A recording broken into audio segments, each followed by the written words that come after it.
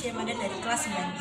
Saya akan mempresentasikan hasil diskusi kelompok 10, yaitu mengenai materi perjuangan mempertahankan NKRI. Yang pertama, insiden bendera di Surabaya. Pada tanggal 19 September 1945, di Surabaya terjadi insiden Surabaya.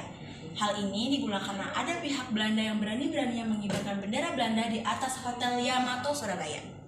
Hal ini juga memicu kemarahan warga Surabaya. Lalu ada dua pemuda naik ke atas hotel tersebut dan ia merobek bendera berwarna biru. Dan sehingga bendera merah putih kembali berkibar. Selanjutnya juga ada pertempuran 5 hari di Semarang. Pertempuran ini terjadi mulai tanggal 15 Oktober 1945 sampai tanggal 20 Oktober 1945. Ada juga pertempuran Margarana. Pada tanggal 2 sampai 3 Maret 1946, Belanda mendaratkan pasukan di Bali. Saat itu, Letnan Kolonel 1 Gusti Ngurah Rai sedang mengadakan perjalanan ke Yogyakarta, mengadakan konsultasi dengan markas tinggi TRI mengenai pembinaan resimen sudah kecil dan cara-cara menghadapi Belanda. Selanjutnya, ada Bandung Lautan Api. Pada tanggal 21 November 1945, Sekutu mengeluarkan ultimatum pertama agar kota Bandung bagian utara dikosongkan oleh pihak Indonesia selambat-lambatnya tanggal 29 November 1945 dengan alasan menjaga keamanan. Namun, ultimatum tersebut tidak diindahkan oleh para pejuang Republik Indonesia.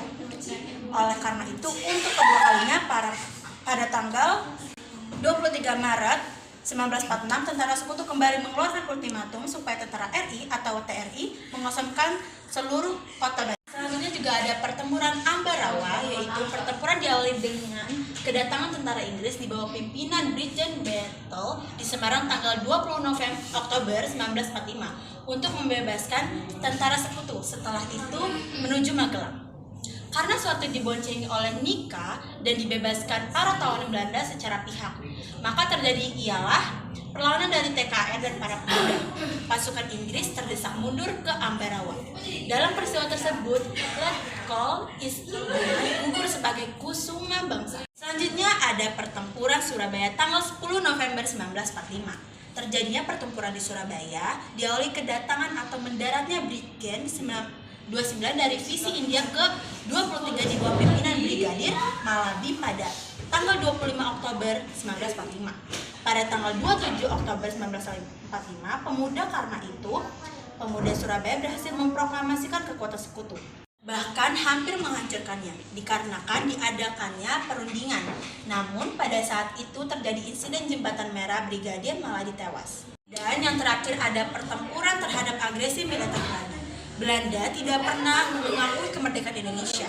Oleh karena itu, Belanda selalu berusaha untuk merebut kembali kekuasaan atas negeri kita ini. Belanda lakukan agresi militer Belanda pada tanggal 21 Juli 1947.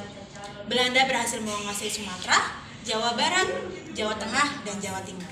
Indonesia tidak tinggal diam. Indonesia melapor ke agresi militer ini ke masyarakat dan terjadilah gencangan senjata. Namun Belanda tetap melakukan agresi militer di Belanda ini tanggal 19 Desember 1948, dikenal sebagai agresi militer Belanda II. Akibat agresi Belanda ke tangan Belanda. Akhirnya pada tanggal 1 Maret 1945, perang gerilya yang dipimpin Jenderal Sudirman dapat memberikan dampak kepada dunia internasional keberadaan NKRI.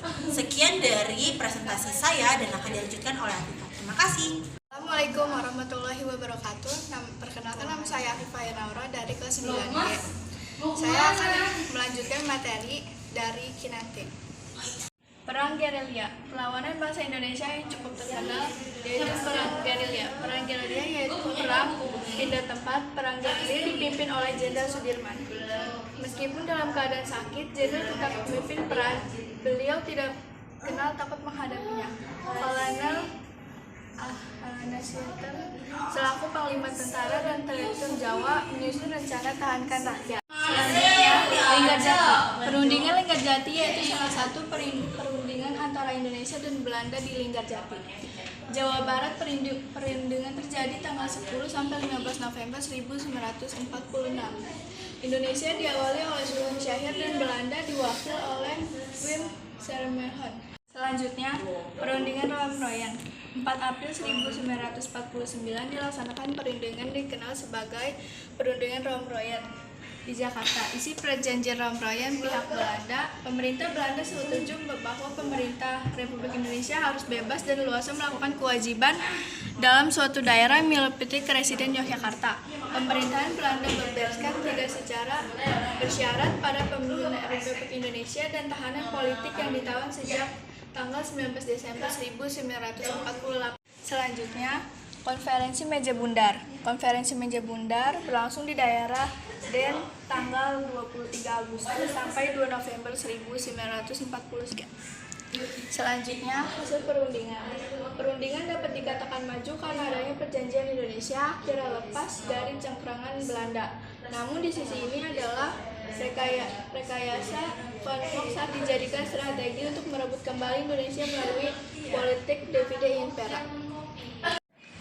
Selanjutnya, Perjanjian Renville. Perjanjian Renville diambil dari nama sebutan kapal perang milik Amerika Serikat, yaitu Renville. Perundingan dilaksanakan antara Indonesia, Belanda, Komisi 3 Belanda KTN, pihak penengah.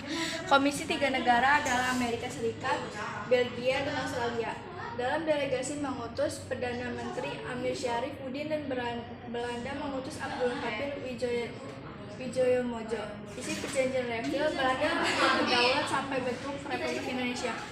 Sejajar dalam Uni Indonesia Belanda, Republik Indonesia menjadi bagian Republik Indonesia antara 6 bulan 1 tahun diselenggarakan pemilihan umum untuk membentuk konstitusi RIS. Dan perjanjian ini ditunda ditandatangani tanggal 17 Januari 1948. Sekian, terima kasih dari saya. Wassalamualaikum warahmatullahi wabarakatuh.